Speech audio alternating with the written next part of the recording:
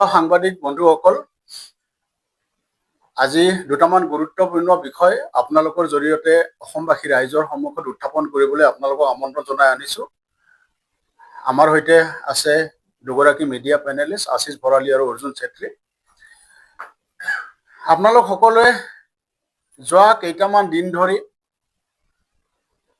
নিশ্চিতভাৱে এটা কথাৰ ওপৰতে, এটা বিষয়ৰ ওপৰতে বেছিকৈ ধ্যান দি আছিলে। আমি সকলোৱে নিশ্চিতভাৱে এটা বিষয়ৰ ওপৰতে ধ্যান দি আহিছো, সেইটো হৈছে উজনি অসমৰ কেইখনমান জিলাত হোৱা প্ৰলয়ংকৰী বানপানী।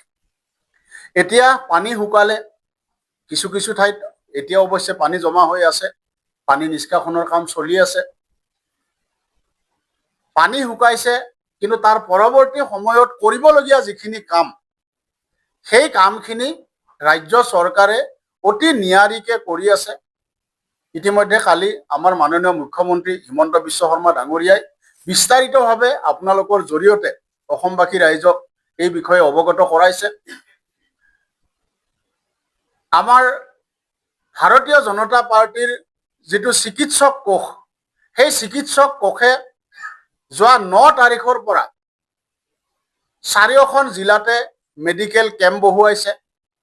সৰ্বমুঠ 9 তাৰিখৰ পৰা 12 তাৰিখলৈকে 21টা মেডিকেল কেম্প বহুৱাইছে আৰু তাত 2500তকৈও অধিক আমাৰ বান আক্ৰান্ত লোকক তেওঁলোকে চিকিৎসা প্ৰদান কৰিছে।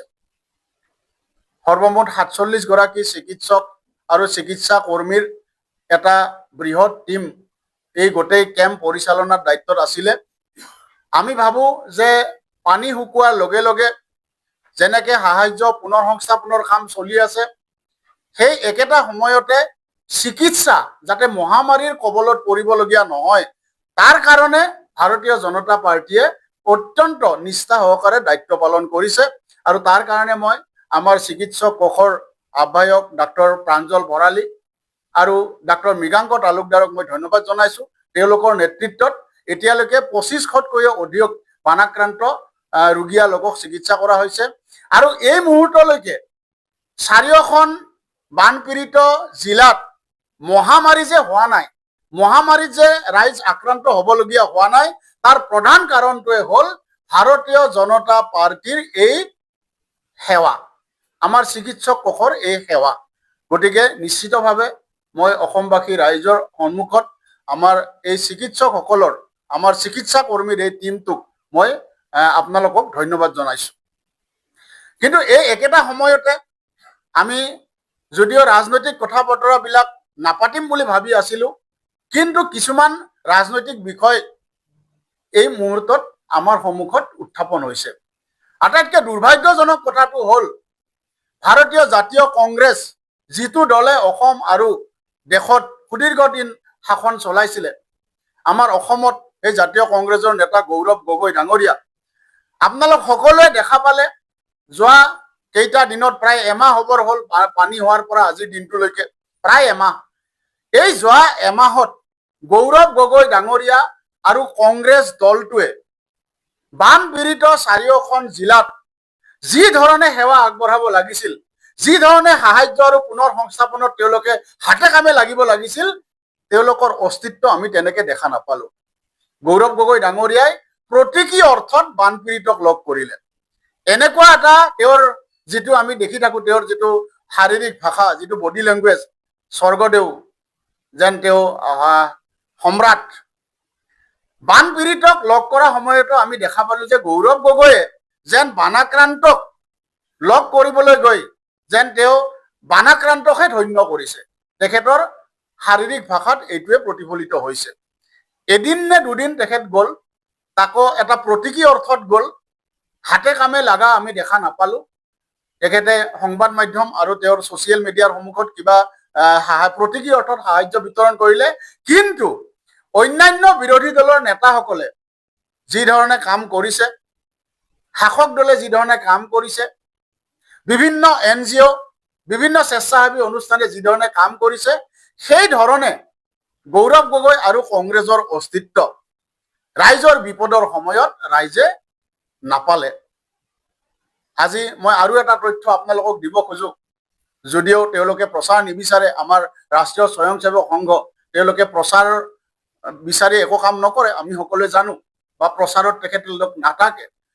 কিন্তু তথাপি মই এটা কথা জনাব বিচাৰো যে প্ৰায় ৩০০ স্বয়ংসেৱকে আজি প্ৰায় এমাহ ধৰি বানপীড়িত এলেকাসমূহত সাহায্য, পুনৰ সংস্থাপন আৰু এতিয়া ঘৰ নিৰ্মাণৰ কামত নিষ্ঠা সহকাৰে লাগি আছে। কিন্তু তাৰ পৰিৱৰ্তে আমি কংগ্ৰেছক দেখিলো, তেওঁলোকে কেৱল প্ৰতীকী অৰ্থত বানপীড়িতৰ ওচৰলৈ গৈছে, তেওঁলোকৰ সাহায্য দিয়াৰ গোটেই কথাটো কেৱল প্ৰতীকী অৰ্থত। গতিকে আমি নিশ্চিতভাৱে এইটো কথা আমি বুজি পালো যে কংগ্ৰেছ দলটো অসমৰ ৰাইজৰ বিপদৰ সময়ত কি ধৰণে ৰাইজৰ লগত থাকে।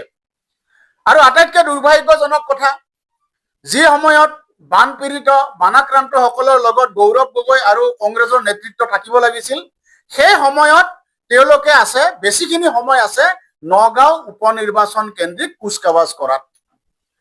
নগাঁওৰ উপনিৰ্বাচন আহি আছে, এই উপনিৰ্বাচন কেন্দ্ৰিক কুচকাৱাজত আমি গৌৰৱ গগৈ আৰু তেওঁলোকৰ নেতৃত্বত বেছিকে তেওঁলোকক তাতহে আমি দেখা পালো।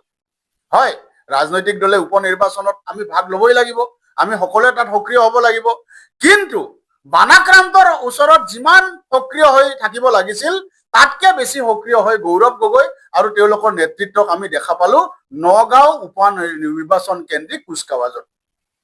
গতিকে অসমৰ ৰাইজে নিশ্চয় এই কথাবিলাক মন কৰি আছে বা মন কৰিব। নগাঁও উপনিৰ্বাচনক লৈ মই আপোনালোকৰ আগত আৰু দুটামান কথা ক'ব বিচাৰিছো। আমি দেখা পালো যে বিধানসভা নিৰ্বাচনৰ আগতে গৌৰৱ গগৈকে ধৰি তেওঁলোকৰ অসমৰ নেতৃত্ব আৰু ৰাহুল গান্ধী, জিতেন্দ্ৰ সিঙকে ধৰি তেওঁলোকৰ ৰাষ্ট্ৰীয় নেতৃত্ব সকলোৱে এটা কথা কৈ আছিলে যে বদৰুদ্দিন আজমলৰ AIUDF দল সাম্প্ৰদায়িক দল, তেওঁলোক বিজেপিৰ বি টিম, গতিকে তেওঁলোকৰ লগত তেওঁলোকে আৰু কেতিয়াও মিত্ৰতা নকৰে। কিন্তু 4টা মাহ নহওঁতে এতিয়া দুৰ্ভাগ্যজনকভাৱে গৌৰৱ গগৈ, ৰিপুন বৰা, ৱাজেদ আলী চৌধুৰী তেওঁলোকে এতিয়া আজমল চাহাবৰ ভৰিত পৰিছে। এতিয়া নগাঁও নিৰ্বাচনত, উপনিৰ্বাচনত বিজয় হোৱাৰ কাৰণে তেওঁলোকে বিধানসভা নিৰ্বাচনত যাক সাম্প্ৰদায়িক বুলি কৈছিল, বিধানসভা নিৰ্বাচনত যাক তেওঁলোকে বিজেপিৰ বি টিম বুলি কৈছিল, সেই আজমল, সেই AIUDFৰ ভৰিত পৰিছে।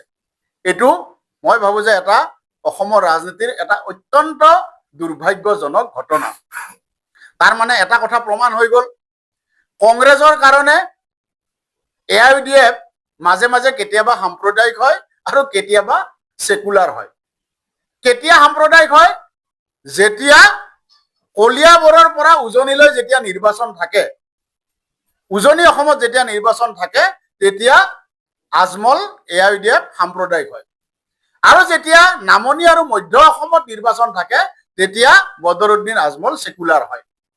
এতিয়া বদৰুদ্দিন আজমলৰ ভৰিত পৰি নগাঁও উপনিৰ্বাচনৰ বৈতৰণি পাৰ হ'বৰ কাৰণে কংগ্ৰেছ দলে এতিয়া কন্দা কটা আৰম্ভ কৰিছে। এয়া অসমৰ ৰাজনীতিৰ কাৰণে অত্যন্ত দুৰ্ভাগ্যজনক কথা। আমি এটা কথা সদায় কৈ থাকো যে যদিও মাজে মাজে কংগ্ৰেছ আৰু AIUDFে তেওঁলোকে বেলেগ বেলেগ বুলি, পৃথক পৃথক বুলি নাটক কৰি থাকে, আচলতে সাম্প্ৰদায়িক আৰু মুছলমান তুষ্টিকৰণৰ ৰাজনীতিত তেওঁলোক এটা মুদ্ৰাৰে ইপিঠি সিপিঠি। তেওঁলোকে মুছলমান ভোটখিনি একত্ৰিত কৰাৰ স্বাৰ্থত তেওঁলোকে দেখাত যদিও কেতিয়াবা ৰাজনৈতিক কৌশলগত কাৰণত বেলেগ বেলেগ হৈ দেখুৱায়, আচলতে তেওঁলোক একেটাই। আৰু সেই কথাটোকে পুনৰবাৰ এইবাৰৰ আহি থকা নগাঁও লোকসভাৰ উপনিৰ্বাচনৰ আগে আগে এই কথাটো পুনৰবাৰ প্ৰমাণিত হৈছে। কালি লুৰিণজ্যোতি গগৈ ডাঙৰীয়াই প্ৰতিক্ৰিয়া প্ৰকাশ কৰিছে, ধন্যবাদ জনাইছো তেখেতক, যে অন্তত কংগ্ৰেছৰ সাম্প্ৰদায়িক, কিন্তু কংগ্ৰেছক তেওঁ কনচেশ্যন দি থাকে, কিন্তু AIUDFৰ কথাও তেখেতে কৈছে কালি। কিন্তু আমি বুজি নাপাওঁ যে কংগ্ৰেছ আৰু AIUDFৰ ৰাজনীতিৰ পাৰ্থক্যটো ক'ত? একে মুছলমান তুষ্টিকৰণৰ ৰাজনীতি, তাৰ মাজত লুৰিণজ্যোতি গগৈৰ মতে কংগ্ৰেছ সেকুলাৰ আৰু AIUDF হ'ল সাম্প্ৰদায়িক। অখিল গগৈৰ প্ৰতিক্ৰিয়া এতিয়ালৈকে অহা নাই, তেওঁলোক এলায়েন্স পাৰ্টনাৰ। আমি আশা কৰিম যে তেওঁলোকৰ প্ৰতিক্ৰিয়া অসমৰ ৰাইজে অতি সোনকালে বুজি পাব, জানিব। এতিয়া এই গোটেই বিষয়টো লৈ আমি নগাঁও লোকসভা উপনিৰ্বাচনৰ যিসকল ভোটাৰ ৰাইজ আৰু অসমৰ ৰাইজ আমি আহ্বান জনাইছো যে বদৰুদ্দিন আজমলক লৈ কংগ্ৰেছে কৰা এই ৰাজনীতি আপোনালোকে লক্ষ্য কৰিব।